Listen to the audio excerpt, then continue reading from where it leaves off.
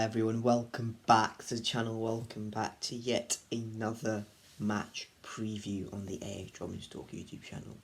And it is very early in the morning, it's about 10 o'clock, so I'm trying to keep my voice down here. But yeah, Bristol City travelled to Ewood Park today in a very, very important match again for City, because they'll be looking to make it 8 unbeaten, and that will be a very, very tricky thing to do. But if we achieve it, a side who are currently 5th in the league, then it'd be a very impressive achievement.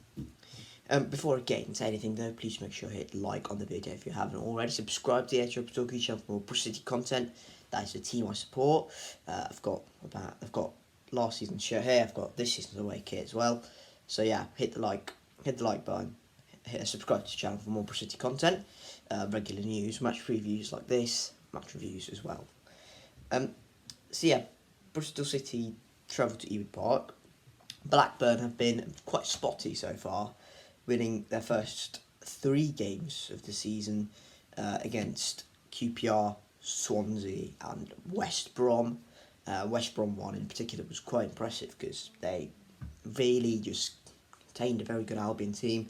Swansea was a very good tactical win. They really just figured Swansea out and they just punished them on the counter attack, and that was something that was quite impressive from a tactical point of view. They really figured them out. They knew when to press, knew where to get the ball in, knew where their areas of weakness was, and just completely exploited them. And Swansea couldn't deal with it at all, and they won 3-0 at the Swansea.com Stadium. And the QPR win was a bit of a weird one because QPR was still in transition, still are still in transition, so that we can give more of a QPR point of view. But yeah, then they go on to lose 3 in a row in the league. So they won 3, then lose 3, and it's very weird. They lose away at Reading, which is bizarre because Reading were not very good then, but they're still, now they are competing, aren't they? They lost 3-0 away at Reading. They lost 3-0 away at Sheffield United, which I can give them a pass because Bramall Lane. Then they lose 1-0 away at home to Stoke, which is again a bit of a weird one because Stoke just sacked Michael O'Neill, so Dean Holden was in charge of that.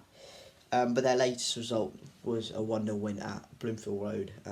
A Blackpool 1-0 win through Blackburn Diaz, who's obviously that star striker who stayed on deadline day, and I was kind of hoping he would leave because he's a very, very good player, and Blackburn certainly are going to benefit from having him, aren't they?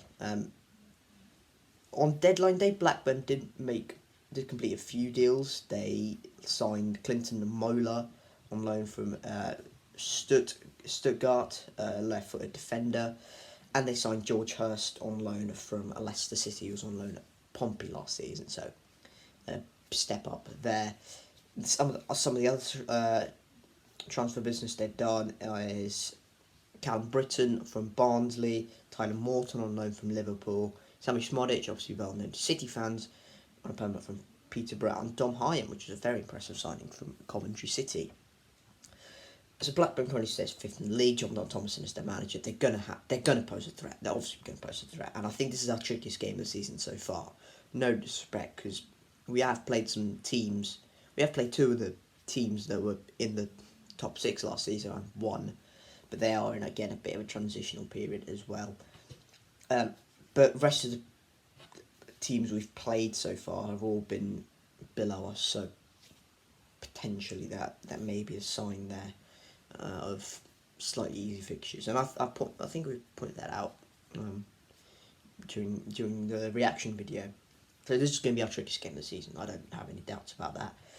For some of the players to watch out for Blackburn, we'll see Blackburn Diaz, obviously. Sammy Smodic, I'd say. Tyler Morton, I'd say as well. Terry Stolen, obviously Brad Dack. He missed a penalty against us last season, but he's still very good. Dom Hyam, that was obviously a very experienced championship player. That's basically all of them, I'd say. So they've a decent squad. And I think John Don Thomason has got them playing. So that's enough on Blackburn. Now let's move on to Bristol City, shall we? 7 unbeaten in all competitions, and we now need to make sure we can bank on these results and can make it really, really count for the future. And I think we can, if we keep this run going as long as possible, make it 10, 12, 13, 14, hopefully, it's a ridiculous run, hopefully.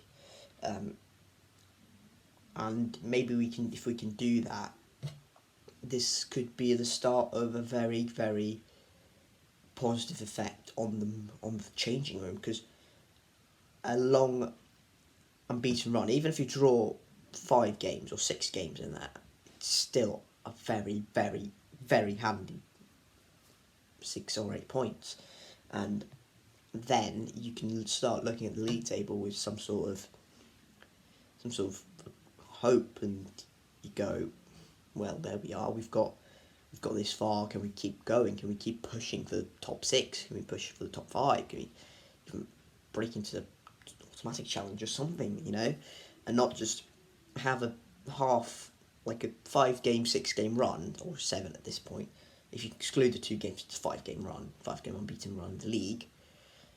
If you stop there, yeah, you look at the end of the season and go, oh, that was a decent little patch. But if you go on a Huddersfield one last season where they went 17 unbeaten, then you start going, that was the difference. That was the difference. And that's hopefully what we can do here as well.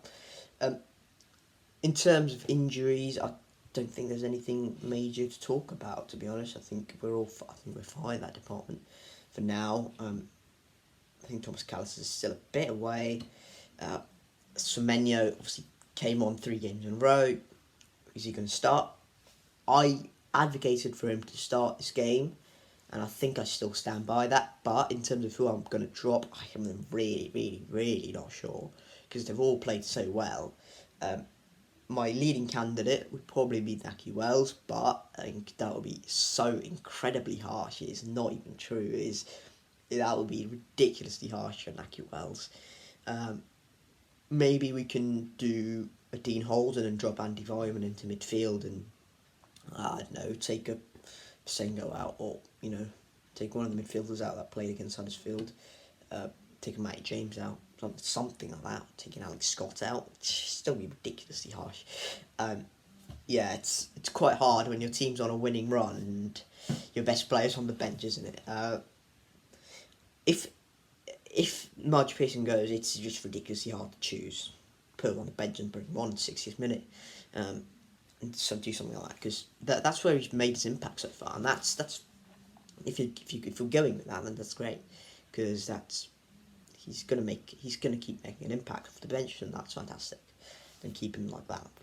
Keep him in that mould. Keep him still trying to get him into the first team. Still trying to mould him in gently into the first team squad.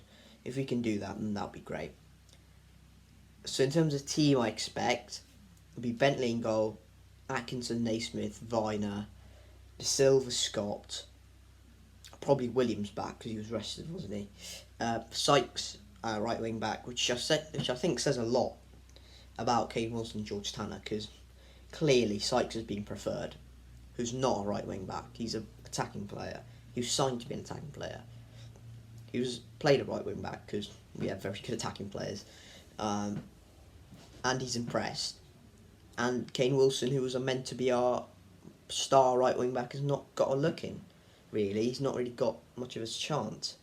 And fair play to Mark Sykes, but that says a lot about Kane Wilson and George Tanner, and makes me wonder what's going on with them. Vyman, obviously, I'd say I want Semenyo to start, but I think I'd stick with Conway and Wells. And even if we don't look like scoring, bring Semenyo on. And the best attackers in the league, bring him on. End of story. There we go. And that'll probably be the same team against Huddersfield, apart from Matty James, of course. I'd say bring Joe Williams in, or bring Masengo in. We're blessed there. We're blessed everywhere, really, apart from the centre-back position. So yeah, that's the team I'd go for. Let me know what team you'd go for in the comment section below. That is my match preview. And finally, in terms of score predictions, I think I'd take a draw. Right now, give me a draw and I'll take it, to be honest. So I'd go for a 1-1 away at Blackburn. I think I'd take a draw.